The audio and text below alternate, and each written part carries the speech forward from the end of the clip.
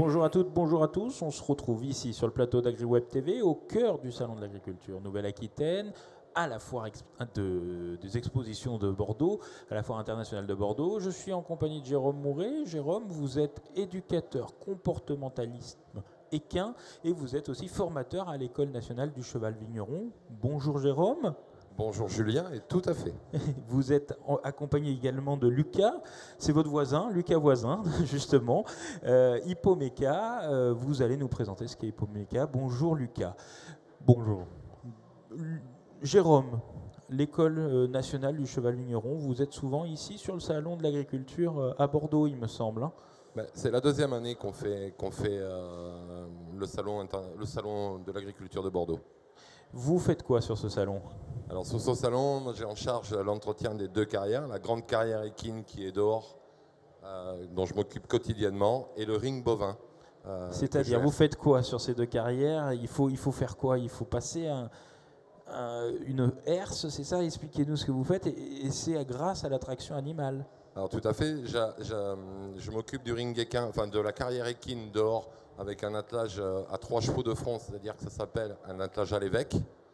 J'utilise donc un avant-train Hippomeka et une lame derrière pour lisser la carrière, boucher les trous afin que les chevaux, les attelages en passant ne se fassent pas mal, qu'il n'y ait pas de blessure et qu'on ait un super résultat.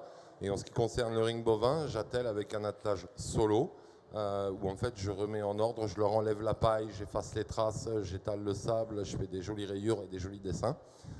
Voilà, tout cela avec du matériel Hippomeka. Donc justement, c'est pour ça qu'à côté de vous, vous avez Lucas. Lucas, expliquez-nous le matériel Hippomeka. Qu'est-ce que c'est en fait? C'est du matériel qui est fait pour être tracté par la force animale. Alors Hippomeka, c'est tout ce qui est traction animale, donc sur les chevaux et sur les ânes. Donc pour le maraîchage, pour les vignes surtout. Donc après là, pour tout ce qui est carrière avec les avant-trains, on a des avant-trains qui peuvent aller dans les vignes, des avant-trains exprès pour les carrières, mais comme le gros avant-train qui fait la carrière extérieure, qui lui n'est dédié que à faire par exemple du versage de carrière. D'accord, expliquez-nous un peu, mais là vous avez beaucoup de choses, vous avez des produits en démonstration ici sur le salon, c'est ça? Alors on a un petit stand, oui, Hippomeka sur le salon. Donc, on a une charrue de butage et ce qu'on appelle nous l'éco-bio, donc qui est destiné au maraîchage, avec donc du coup avec des ânes maraîchers. Là, ces outils Hippomeka, on parle beaucoup de traction animale de plus en plus pour remplacer peut-être les tracteurs, pour moins polluer, etc. Vous voyez qu'il y a une demande de plus en plus?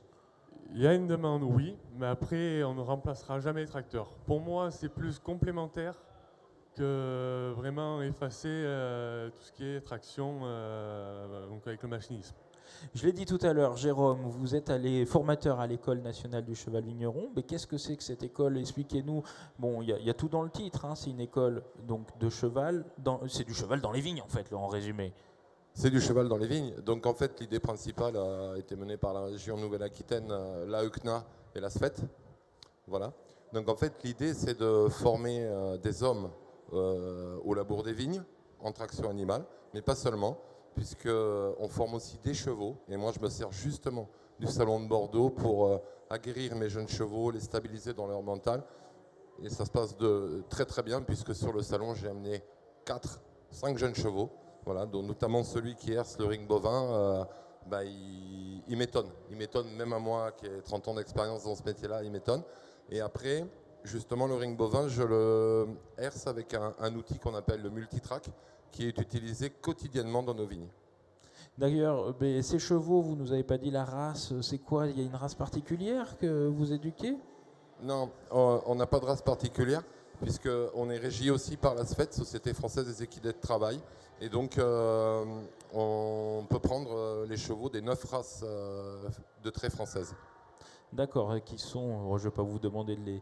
Mais vous êtes donc éducateur, mais comportementaliste équin, ça veut dire quoi? Vous étudiez leur comportement? Qu'est-ce que vous faites exactement?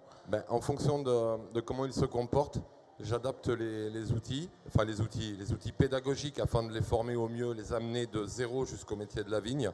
Et ensuite, pour le moment, je ne me trompe pas beaucoup, j'ai une faculté particulière pour trouver le meneur et le bon cheval et faire le bon couple, puisque c'est comme en sport, c'est un couple. Il faut que ça fonctionne. Il faut que ça fonctionne.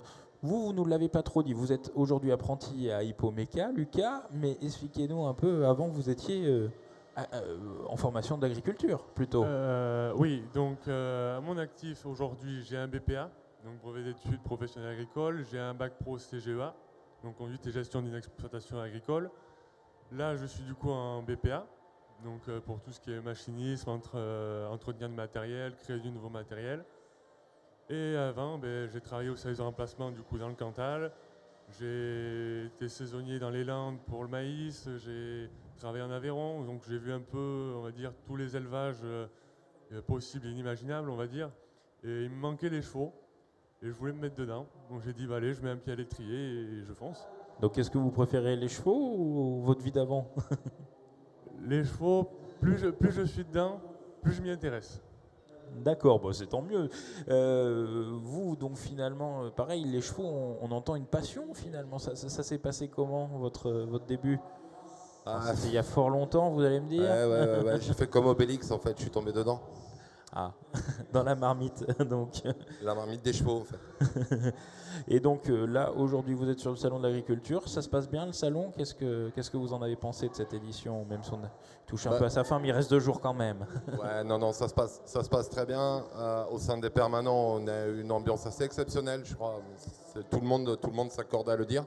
Voilà, on s'est même permis hier soir de faire une petite surprise avec le traiteur qui faisait le repas des éleveurs, où on a emmené les plats chauds avec l'attelage à 3 chevaux de front, dit attelage à l'évêque. On vous voit parfois avec l'attelage, on vous voit sur le ring, sur la carrière, mais on vous voit également les promener, parce que là, quand ils sont au salon, il faut aussi les habituer à l'environnement, mais même s'ils s'adaptent. Hein.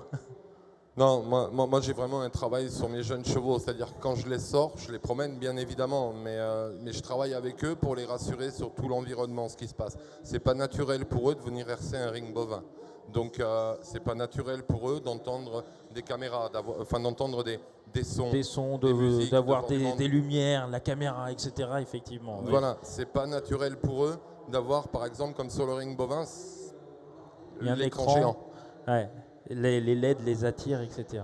Ouais, voilà, tout ça, ça peut être des phénomènes qui peuvent leur faire peur. Et moi, je travaille énormément sur mes chevaux afin de les désensibiliser à ça. C'est-à-dire que moi, quand je travaille avec mes chevaux ou avec mes stagiaires, je leur dis, pour obtenir de la confiance du cheval, il faut savoir lui en donner.